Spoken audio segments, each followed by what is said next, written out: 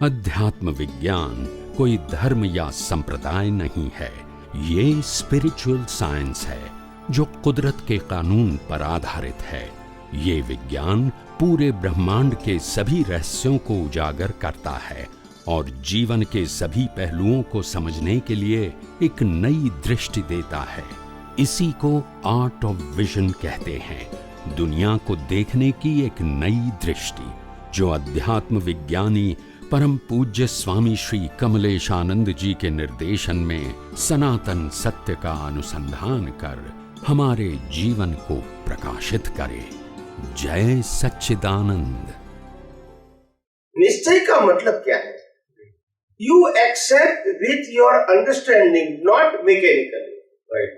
और व्यवहार का मतलब होता है you accept the truth as a knowledge without understanding. तो वो लंबा नहीं टकेगा और बदल भी सकता है, क्योंकि आपने विलिंगली एक्सेप्ट नहीं किया है। आप समझे? आसान है छोड़ना। ये रिलेटिव सत्य की हर बिलीफ है, बदलना आसान है क्योंकि खुद ही टेम्पररी है। बराबर। तो आसान है, मगर सनातन सत्य की बात है स्वीकारने के बाद। क्या बताया? स्वीकारने के बाद छोड़ना। और आपको सबको मालूम होगा, शायद दादा भगवान को जो प्रत्यक्ष रूप से मिले हैं इनको मालूम होगा, दादा भगवान ने कहा था, जो लोग दादा भगवान को प्रत्यक्ष मिले हैं उनको मालूम है, दादा भगवान ने कहा था, यहाँ तुम आए ये फंसना नहीं, अगर यहाँ फंसेगा तो फिर निकलना आसान।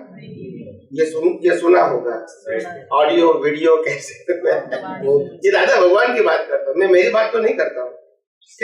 यहाँ आने के बाद बहुत सोचना, अगर यहाँ फंस गया तो फिर निकलना आसान, मोक्ष जाना ही पड़ेगा, ये उन्होंने कहा है। उनके वर्ष की बात करता हूँ मैं, मेरे वर्ष की बात नहीं करता हूँ। मतलब फिर निकलना आसान है, निकलना आसान नहीं। आवरण आ सकते, उसमें कोई मना नहीं करेंगे। जैसे मेरे को निश्चय हो गया कि वास्तव में मैं शुद्धात्मा ही हूँ, शरीर हूँ ही नहीं, ऐसा मेरे विजन में सेट हो गया। Not knowledge, we accept with understanding, या हार्टली कहो। उसके बाद मोह का वातावरण आ गया और मैं मोह में फंस गया और आत्मा बात्मा सब भूल गया, मगर वो भूला हूँ वो टेम्पररी है। अंदर जो मेरी ज्ञान दशा है वो चली जाएगी, फिर मार खाऊंगा, संजय गाएगा कम बैक, क्योंकि मैंने एक्सेप्ट किया है। ये नॉलेज नहीं है, अंदर सेट हो गया है। क्या हो गया है? सेट हो गया। और दादा भगवान वो बहुत कहते थे कि भाई तुम शुद्धात्मा तो अभी हो गए, हो सकता है बाहरी फोर्स आएगा। क्या आएगा? संजोगों का फोर्स, सुख का, दुख का, सोशली, इकोनॉमिकली, फाइनेंशियली और हेल्थ वाइज प्रॉब्लम आएगा। उस समय तुम्हारी जागृति नहीं रहेगी। तो दादाजी एग्जाम्पल देते थे ऐसा करके कि तुम्हारा ज्ञान ये है, मगर फोर्स आएगा तो ऐसा हो जाएगा, फिर सीधा हो जाएगा, फिर फोर्स आएगा तो ऐसा हो जाएगा, मगर सेंटर छोड़ेगा। ये उनका मतलब प्रैक्टिकल एग्जाम्पल था, वो अपने एक्शन से बताते थे। यानी आपने विलिंगली विथ अंडरस्टैंडिंग एक्सेप्ट किया है तो नहीं जाएगा, मगर आवरण हो सकता है। उसमें 2-4 अवतार भी निकल सकता है, ऐसा नहीं कि नहीं। 2-4 अवतार छोटी बात है, 10 लाख साल चला जाएगा, 10 लाख ईयर वहां नरकती में, देवलोक में क्या करोगे? वहां तो कोई उपयोग है ही नहीं। तो ये कोई नई बात नहीं है, मगर 10 लाख के बाद भी यहाँ आएगा तो वो जाएगा, क्योंकि आपने विद अंडरस्टैंडिंग एक्सेप्ट। जो बात विदाउट अंडरस्टैंडिंग एक्सेप्ट किया है वो रह भी सकती है, चली भी जा सकती है आसानी से, उसका रंग भी उसको होता नहीं है, क्योंकि उन्होंने नॉलेज के रूप में स्वीकार किया। और नॉलेज को देखो, सिंपल बात क्या है, हम आध्यात्म मार्ग को, आध्यात्म के एप्लीकेशन के बाद जो अनुभव होता है इसको हम डेवलपमेंट कहते हैं। या सुनो, मगर आपने शैक्षणिक ज्ञान प्राप्त किया है और आपके पास doctor, chartered accountant, lawyer, engineer या टेक्निकल कोई भी डिग्री होती है, इसको हम डेवलपमेंट, क्योंकि वो कैरी फॉरवर्ड भी, लिसन केयरफुली, जो नॉलेज होता है वो कैरी फॉरवर्ड नहीं होता है। आप समझे ना, ये डेवलपमेंट कैरी, तो आपने स्वीकार किया वो आपका डेवलपमेंट है। ऐसा मत समझो कि आपने मैं शुद्धात्मा हूं वो स्वीकार किया विलिंगली, और ये मन वचन का है कि अवस्था मात्र या होल यूनिवर्स वो कुदरती रचना है, वो आपने स्वीकार किया, वो साधारण बात नहीं है। ये कितना डेवलपमेंट होता है तो व्यक्ति स्वीकार कर सकते हैं, क्योंकि वो पहले उसको कर्म का सिद्धांत भी पहले माना होगा, तभी ये बात समझ में आएगी। पुनर्जन्म को माना होगा तभी ये बात समझ में आएगी। आत्मा को भी स्वीकार किया होगा तभी ये बात समझ में आएगी। तो ये बेस तो था, बाद में ये बात सुनी तो विलिंगली एक्सेप्ट करते हैं। अभी एक्सेप्ट करने के बाद आवरण आ सकते हैं, मगर परमानेंटली डिस्ट्रॉय सत्ता में रहेगा। क्या रहेगा? मगर जब संजोग आएगा तो रीओपन होगा। क्या होगा? क्रिएट नहीं होगा, रीओपन होगा। ये पावर है निश्चय का, व्यवहार का पावर नहीं हो। व्यवहार की कोई भी चीज का रिपोर्ट नहीं होगा। निश्चय डेवलपमेंट के साथ क्या होगा? क्या रिपोर्ट होगा? तो स्वामी जी जो दृष्टि बदली, तो ये दृष्टि जो है उसको हम फिर उपशम, क्षयोपशम और शायिक ये तीन में क्यों डिवाइड करते हैं? जब दृष्टि बदल ही गई है तो उसको शायिक वही प्रोसेस है ना, मगर वही प्रोसेस है, प्रोसेस ही वही है। कभी आपको मोह का साम्राज्य आ गया तो सब कुछ भूल गए, जगत भूल गए, कुदरती भूल गए, शुद्धात्मा भूल गए, उसमें ओत प्रोत हो गए, तो वो क्या हो गया? उपशम हो गया, उनके सब जागृत हो गए। उपशम फिर क्षयोपशम क्या हुआ? नहीं, आपने ज्ञान दर्शन की वैल्यू तो कर दिया है, मगर कभी रहता है कभी नहीं रहता है, वो तो चला गया है। अभी बिगिनिंग का निश्चय आपका है, निश्चय के मार्ग में जब बिगिनिंग होती है तो पहले उपशम ही रहेगा, फिर बाद में आएगा क्षयोपशम और एंड होगा शायिक। तो शायिक वाले की स्थिति कैसी रहती है दृष्टि के मामले में? वो तो परमानेंट है। क्या एक क्षण के लिए भी वो प्रमाद नहीं करता? बिल्कुल। शायिक मीनिंग ऑफ द शायिक इज इक्वल टू परमानेंट, बराबर, फिर आना जाना नहीं। और इसीलिए शायद संकेत के बाद पुरुषार्थ होता ही नहीं है, और जरूरी भी, क्योंकि प्रतिष्ठित आत्मा का अस्तित्व ही खत्म हो जाता है। क्योंकि प्रतिष्ठित आत्मा की उत्पत्ति अज्ञान से हुई है, और अज्ञान ही नहीं रहा तो इसका अस्तित्व कैसा रहेगा बताइए? जब उसका जन्म ही अज्ञान से हुआ है, अभी अज्ञान हमने मिटा दिया तो उनका एग्जिस्टेंस कैसे रहेगा? जब एग्जिस्टेंस नहीं रहेगा तो रोल कैसे रहेगा? हाँ, मगर शरीर आत्मा रहेगा। अज्ञान जाने के बाद शरीर तो रहेगा और आत्मा भी रहेगा, मगर अज्ञान निकलने के बाद एक ही भाव होता है, और वो लास्ट भाव सिर्फ केवल ज्ञान। क्या होता है? केवल ज्ञान। क्योंकि और कोई भावना तो क्या हो गई? खत्म हो गई, अज्ञान है ही नहीं। पर भाव करने के लिए भी कोई मौजूद होना चाहिए। हाँ, तो वो प्रतिष्ठित आत्मा का अंत का मतलब केवल ज्ञान का भाव। तो ऐसा भाव करने के बाद प्रतिष्ठित आत्मा खत्म, यानी अभी और कोई भावना उनकी बची नहीं है, इंटरेस्ट भी नहीं है। केवल दर्शन पूरा होने के पहले ये भाव हो जाता है केवल। हाँ, मतलब एंड में इक्वल टू, जैसे भाव हो गया और केवल दर्शन। तो ये पैरेलल होता है, बाद में कोई भाव नहीं करना है, नॉट आफ्टर। ये अज्ञान खत्म हो गया, वही केवल ज्ञान का भाव हो गया। अज्ञान का मतलब रिलेटिव सत्य व्यू अपने विजन में से ही खत्म हो गया। अभी तो सनातन सत्य ही अनुभव करना है, वो भी चैतन्य रूप सनातन सत्य। ये 5 तत्वों का सनातन सत्य नहीं, कुदरती कानून का सनातन सत्य नहीं, चैतन्य घन स्वरूप सनातन सत्य, बस वही अभी हम अनुभव करना है, और कोई मेरा सब्जेक्ट नहीं है। और हाँ बोलिए। जब ये केवल दर्शन हो जाता है उसके बाद का तो सारा प्रोसेस ऑटो प्रोसेस है। बिल्कुल बिल्कुल। तो फिर जब ऑटो प्रोसेस ही है तो बीज क्यों बोलते हैं? जब हो ही रहा है अपने आप तो बीज नहीं बोले तो भी ऑटो प्रोसेस ही होने वाला है। Good question. कभी अभी ऑटो प्रोसेस है तो फिर क्यों बीज बोते हैं? करेक्ट। ये जो बीज बोते हैं उसके आधार से उनका रिजल्ट आता है। रिजल्ट तो फिर भी आएगा। हाँ, मगर वही तो मैंने कहा कि ये बीज बोते हैं, वो व्यवहार से जरूर कहेंगे। ये बीज मतलब अपने आप हो जाता है केवल ज्ञान। कभी मेरे को कुछ नहीं चाहिए, बस केवल ज्ञान ही चाहिए। आप समझे ना? ज्ञान खत्म हो गया तो क्या मांगेगा? तो केवल ज्ञान ही मांगेगा। बीच से ऐसा लगता है कि फिर ये जो केवल ज्ञान है ये उदय कर्म है। तो उदय कर्म ही तो है। नहीं, केवल ज्ञान तो आत्मा का स्वभाव है, तो वो कॉज के इफेक्ट में तो आ नहीं सकता। तो केवल ज्ञान आत्मा का स्वभाव है, वो मैं समझता हूँ। मैं तो फिर आत्मा का स्वभाव अभी क्यों प्रकट नहीं होता है?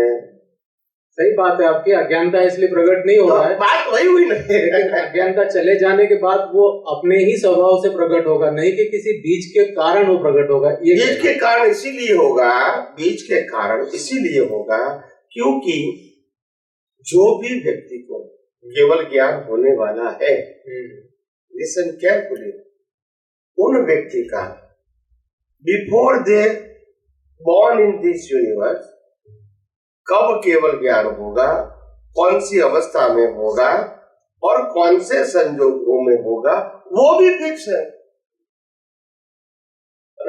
फिक्स का मतलब क्या हुआ? रिजल्ट हुआ कि पुरुषार्थ हुआ? रिजल्ट। जैन धर्म के अनुसार जो तीर्थंकर 24 होने वाले हैं पद्मनाभ से लेकर, उनका 5 कल्याण फिक्स टुडे अभी जन्म भी नहीं हुआ है। नहीं, देखो कितना परफेक्ट साइंस में उनकी बात करता हूँ ये समझने के लिए, क्योंकि जब बीज डाल दिया तो फल तो अपने आप आएगा। It is a matter of due date, it is not matter of पुरुषार्थ।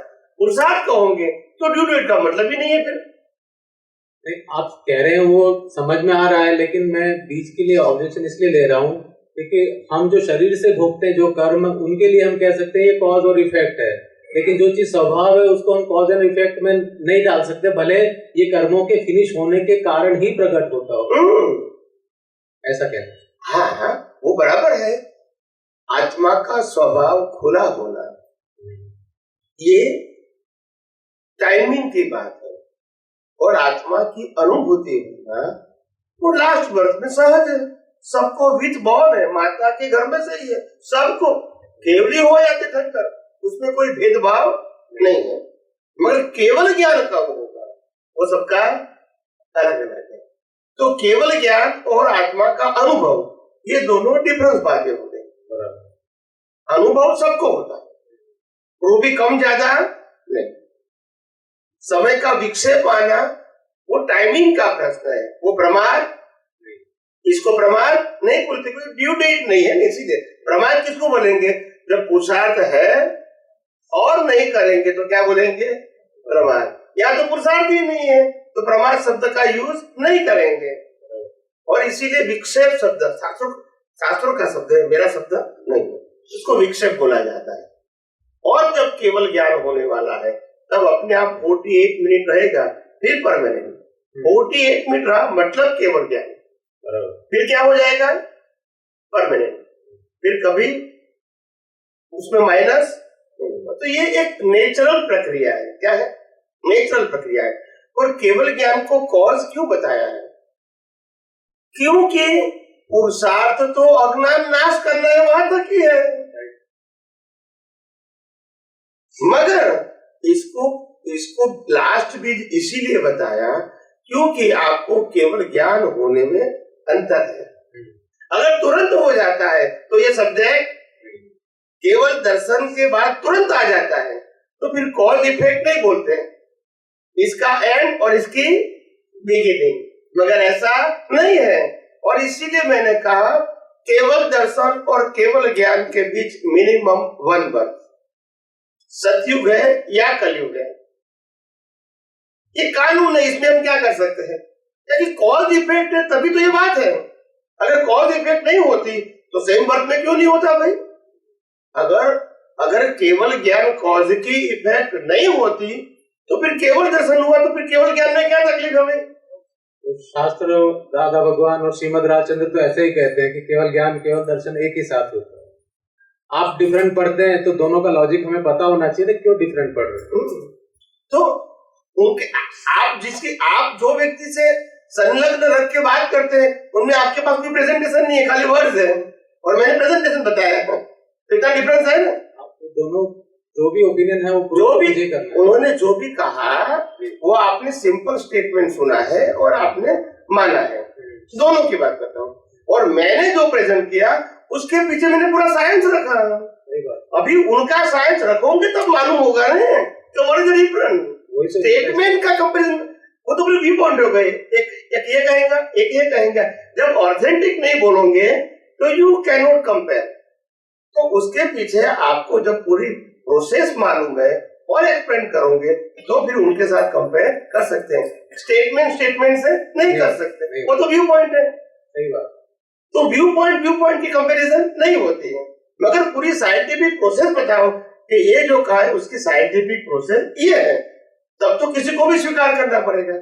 और मैं आज जो प्रेजेंट कर रहा हूँ वो कोई भी व्यक्ति एक्सेप्ट करेगा, क्योंकि प्रोसेस बता रहा हूँ, नॉट ओनली द आंसर। आप प्रोसेस बता रहे हैं, वो बात से एग्री करता हूँ, लेकिन एक समय ऐसा था जब आप स्वयं ये मानते थे कि लास्ट बर्थ में पुरुषार्थ होता है। बाद में आपने इस समझ पे आया कि लास्ट बर्थ में पुरुषार्थ नहीं होता है। तो आपके पास तो है वो चाबी कि जिस कारण से पहले जो समझ थी उसको बदल कर आपने ये समझ ग्रहण की। हो सकता है कि उस समय जो वातावरण होता है, वातावरण समझता है उसका प्रभाव हो सकता है। जैसे मैंने पहले भी 5 आज्ञा को पुरुषार्थ कहा था, ज्ञान विधि को पुरुषार्थ कहा था, सत्साधन को पुरुषार्थ कहा था, इवन दो इन जैनिज्म जो क्रिया करते उसको पुरुषार्थ कहा था, माना भी था और कहा भी था। इसमें मैं मना क्या करता हूँ, मैं एग्री करता हूँ। हाँ, इसमें मैं ऐसा नहीं कहूँ कि मैंने नहीं कहा है। जैन धर्म में था तब क्रिया को ही मैं पुरुषार्थ मानता था और किसी को बताता भी। और जब ज्ञानी पुरुष के मार्ग में आए तब भी मैंने भाव को भी पुरुषार्थ बताया और सत्साधनों को भी पुरुषार्थ बताया, आज्ञा का उपयोग को भी पुरुषार्थ बताया, ज्ञान विधि लेना मोक्ष में जरूरी है वो भी मैंने बताया था। ये माहौल की बात है, क्या है, एक सिचुएशन होती है। और वहां जब कोई व्यक्ति के पास कोई फ्रीडम नहीं होती है and they follow the tradition, उस समय तो आप कुछ नहीं कर सकते। जब बाहर निकल के जब आपने देखा, बाहर निकलने से पहले आपको मालूम हो चुका था कि जो मैं प्रेजेंट कर रहा हूँ वो एक्चुअली साइंस नहीं है। और तभी तो कुदरत ने मेरे को बाहर निकलने का संजोग दिया है, मेरे को बता रहा था, मगर मैं क्या करूंगा उस सिचुएशन में नहीं बता सकता हूँ। रोज टकराव होगी कि नहीं होगी, तो कुदरत ने मेरे को संजोग दिया, क्योंकि मेरा यही उदय कर्म था कि मेरे को सनातन सत्य बताना है। मगर जहां तक मेरा उदय कर्म नहीं आएगा, हिसाब नहीं ड्यू होगा, मैं भी क्या कर सकता हूँ, मैं भी क्या कर सकता हूँ। भाई ज्ञानी पुरुष, भाई महावीर के पास तो ज्ञान था, पर आफ्टर 42 इयर्स के बाद क्यों उन्होंने पहली देशना दिया? ज्ञान तो था उनके पास, मगर वो उनके हाथ में नहीं है। तो हाथ में नहीं, उसके लिए क्या कर सकते हैं? तो जो आपके पास पहले समझ थी कि लास्ट अवतार में पुरुषार्थ होता है, उसमें आपने क्या करेक्शन किया कि ये समझ आपको करेक्ट लगी? नहीं, विज्ञान खोला हो गया है, तभी तो मेरे को मालूम हुआ कि this is not correct presentation. मगर अभी एक वर्तुल के अंदर रह के बोलूंगा तो संघर्ष ज्यादा करना पड़ेगा, और मेजोरिटी वही है तो मैं वहां बोल के क्या करूंगा? वो व्यवहार की बात हो गई। मैं व्यवहार की बात करता हूँ। समझ में क्या फर्क पड़ा? मैं जब मेरे को ये कम से कम 15-20 साल से मेरे को ये समझ में आ गया कि मैं जो प्रेजेंट कर रहा हूँ वो भले ही लोगों को अच्छा लगता है, फिर भी ये साइंस सही नहीं है। धीरे धीरे मैंने पूरा साइंस तो नहीं बताने की कोशिश किया, एक एक मुद्दा बताने की कोशिश किया, उसमें भी बहुत सारा संघर्ष हो चुका था। अलग अलग समय बताया, छोटी छोटी बातें, जैसे मैंने कहा दादा भगवान का जन्म जयंती हो सकती है, ये कोई छोटी बात है? ये बताना कोई छोटी बात है? आप पब्लिक में ये मंच के ऊपर बैठ के बताओ तो मालूम होगा कि कितनी बड़ी बात है। ये बोलना आसान नहीं है, ये शब्द नहीं है। सही बात। और लोग हिल गए थे, मगर आज स्वीकार करते हैं। मगर उस समय तो संघर्ष मेरे को सामना करना पड़ा ऑन द स्पॉट। तो 3 दिन 4 दिन 5 दिन 6 दिन अपने पुत्रों का कहो या संतपति का या जो भी कुछ कहो, वो तो मेरे को कहेंगे कि आपने ऐसा क्यों बोल दिया मन पर से।